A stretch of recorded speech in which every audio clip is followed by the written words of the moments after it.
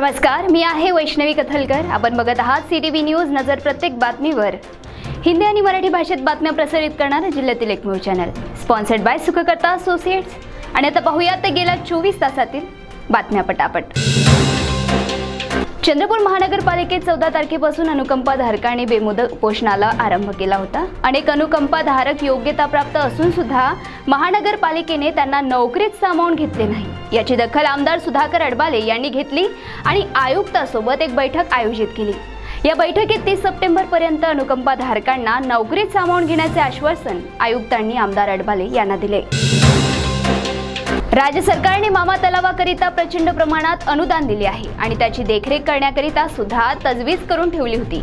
परंतु नेमका हा पैसा गेला कुठे असा प्रश्न आता नागरिकांना पडला आहे। चिचपल्ली येथे नुकताच मामा तलाव फुटून अनेक घरं पाण्याखाली गेली होती।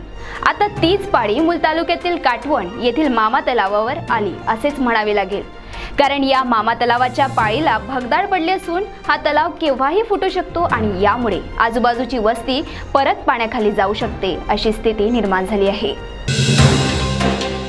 राजुरा बल्लाच्या मार्गावर ओम साईराम मंगल कार्यालयासमोर एक झोपडी आहे। या झोपडीमध्ये गांजा असण्याची कुणकुण पोलीस विभागाला लागली।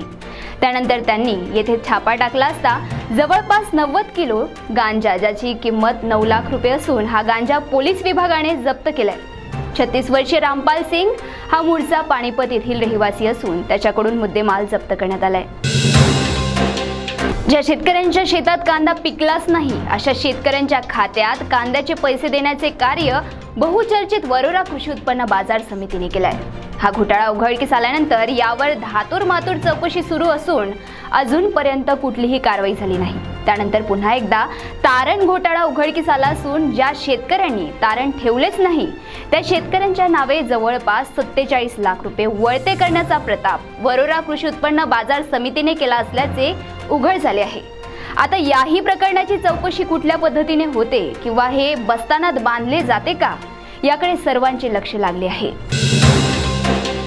विकास पुरुष म्हणून प्रसिद्ध असलेले चंद्रपूरचे पालकमंत्री सुधीर मुनगंटीवार यांनी 100 कोटी रुपयाची विकास कामे केल्याचा दावा फोल असल्याचा घणघणीत आरोप डॉक्टर दिलीप कांबळे यांनी एका पत्रपरिषदेत केल्यानंतर एकच खळबळ उडाली आहे। विशेष म्हणजे डॉक्टर दिलीप कांबळे हे विधानसभेत निवडणूक लढवण्यासाठी इच्छुक उमेदवार आहे। बळीराजाला वीज बिलातून सूट मिळावी याकरिता राज्य सरकार प्रयत्नशील असून राज्यातील 44 लाख शेतकऱ्यांना पुढील 5 वर्षापर्यंत कृषी पंपांना लागणाऱ्या विजेच्या बिलातून सुटका मिळणार असल्याचे सूतोवाच चंद्रपूर जिल्ह्याचे पालकमंत्री सुधीर मुनगंटीवार यांनी स्वातंत्र्य दिनी केलेल्या भाषणात केले। यामध्ये चंद्रपूर जिल्ह्यातील जवळपास 60,000 शेतकऱ्यांना लाभ पोहोचणार आहे असेही त्यांनी या भाषणात सांगितले। कंत्राटी कामगार मग ते कुठल्याही कंपनीचे असो त्यांच्या मागे शुक्ल कास्ट हात धुवून मागे लागलेले असते। चंद्रपूर शहरातील बाबूपेठ येथील महावितरण वीज कार्यालयाच्या समोर कंत्राटी कामगारांनी उपोषण सुरू केले असून अधिकारी आणि कर्मचाऱ्यांच्या विरोधात त्यांनी एल्गार पुकारला आहे। कंत्राटी कामगारांकडून कमिशन न मिळाल्यास त्यांना कामावरून कमी करण्यात अधिकारी कसूर करत नाहीत आणि याचा फटका कंत्राटी कामगारांच्या परिवारास बसतो। हे आणि असे अनेक प्रश्न निकाली लागावे म्हणून राज्यभरातील कंत्राटी कामगारांनी उपोषणास आरंभ केला आहे। टप्प्याटप्प्याने हा साखळी उपोषण होणार असून यानंतर जिल्ह्याचे पालकमंत्री सुधीर मुनगंटीवार यांच्या निवासस्थानासमोरही हे कंत्राटी कामगार उपोषणाला बसणार आहे। सावली तालुक्यात 2 दिवसापूर्वीच वीज पडून एका महिलेचा मृत्यू झाला होता आणि 15 ऑगस्टला आपल्या शेतातून कामे आटपवून येणाऱ्या गेवरा बूज येथील शेतकरी घरी परत येत असताना त्याच्या अंगावर वीज कोसळून त्याचा मृत्यू झाला।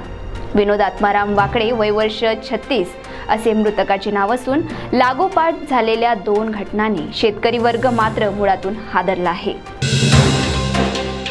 सावली तालुक्यातील आसोला मेंढा येथील तलावात पावसाळ्याच्या दिवसात मनोहरी दृश्य असते आणि याचा आनंद पर्यटक घेत असतात। या ठिकाणी आलेल्या 4 मित्रांपैकी एका मित्राचा चिखलात पाय घसरून तो तलावात बुडाला आणि त्याचा मृत्यू झाल्याची घटना उघडकीस आली आहे।